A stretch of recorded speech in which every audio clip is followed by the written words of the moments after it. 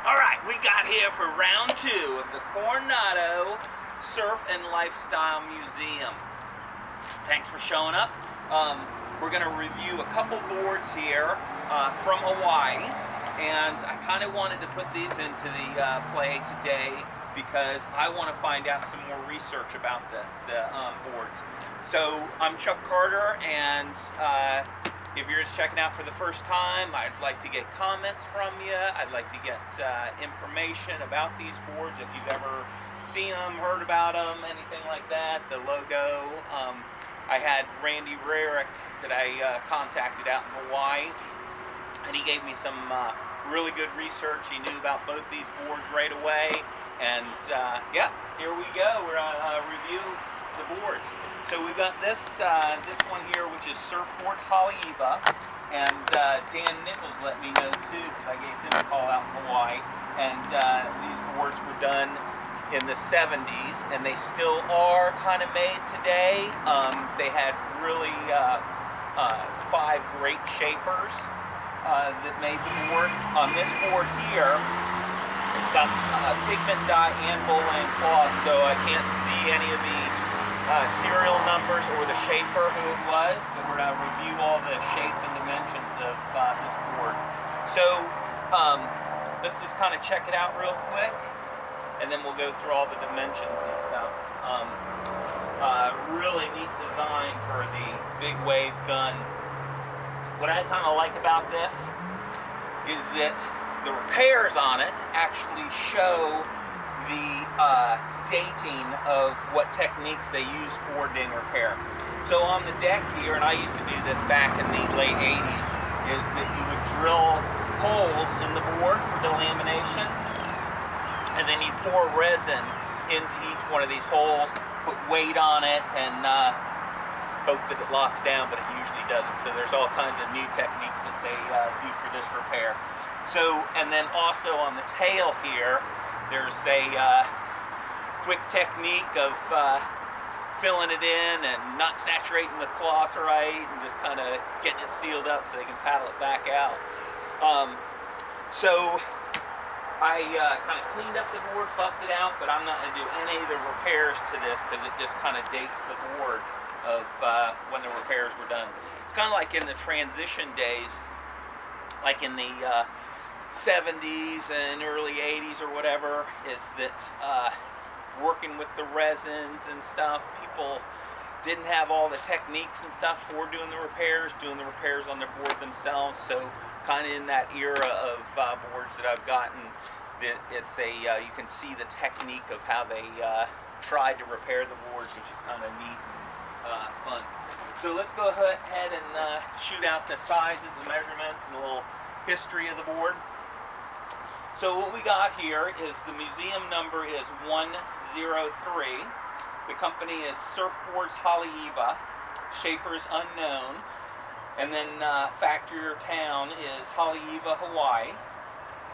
The length on this board is 8 foot 8 inches. The nose is 12 1/2 inches.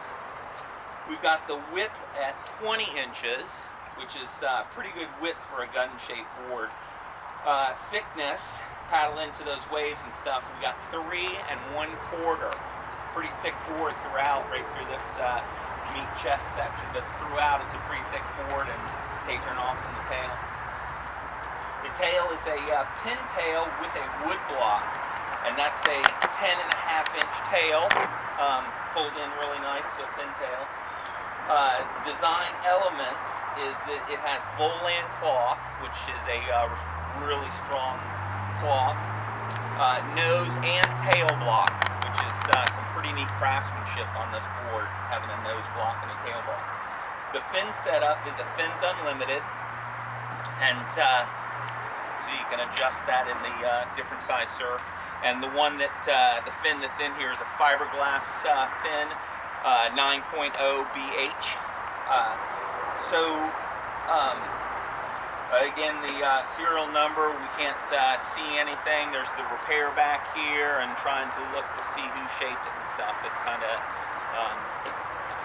too covered up to check out. Year built is mid-70s, So right around that era.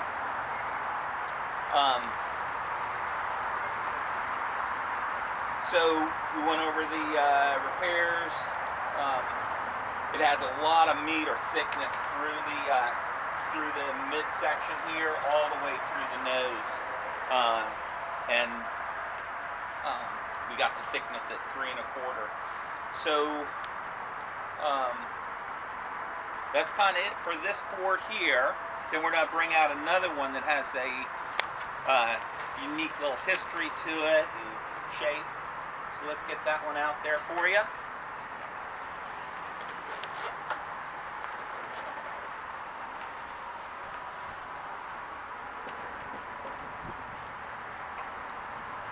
And this one here is a Surfboard's Nala Nula, which is from Honolulu, Hawaii. Really unique, great bright pigment color to it, and got a great story where this came about and how I acquired it. So let's go ahead and with the measurements. And this, the Nala Nula, is basically a pop-out board, and the Coronado Surf Museum number is 103, and we are going to this form right here. So the Nala Nuli, N-A-L-U-N-U-I. Shaper is it's a pop out, so there is no, I can't find any serial number or shaper on this. So Honolulu, Hawaii, the length is 9/8, the nose is 15 1/2, the width is 21 1/2. It is kind of a narrow board and really boxy rails to it. So thickness is 3 1/4. The tail is 14 1/2. Design elements is it's got a thick redwood stringer throughout. Real boxy rails like I just talked about. Fin setup is a glass-on single fin. Color process is an orange pigment to it. Really nice, bright, pretty thick pigment job to it too. And serial number covered up, can't see it. So year built is about 1940. So pretty much 70-year-old board. So here's kind of the great funny storyline, or where boards come from and where they've traveled to and experienced, if only the boards could tell their stories. So I bought this board about 20 years ago from a guy walking into my surf shop, Nickel Surf Shop in New Smyrna, and he was probably like 65 at the time, and he had moved down from the north, and he was moving into a condominium, so he couldn't fit this big board in there, and wanted to know if I wanted to buy it. Not really sure what I paid for it. It was a good deal for him, good deal for me back then, and so he told me the story where it came about. So again, he was like 65 years old, and he said when he was about 18, he was working in a mall up in Minnesota, and they were changing around their sets and stuff and their displays, and so he asked to buy it. So he had it for that many years, and then came down and sold it to me, and that pretty much, you know, from Honolulu, Hawaii to Minnesota to Florida, I think it's just a great storyline of the travels of this board, how it got to Minnesota, why it got to Minnesota, who got it there. Somebody went to vacation in Hawaii and wanted to bring home a souvenir. Maybe it was the board they took out and paddled there, but great times, great story and stuff.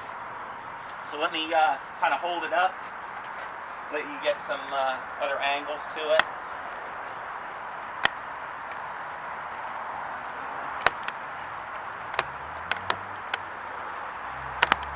Kind of a pulled-in nose for a longer board.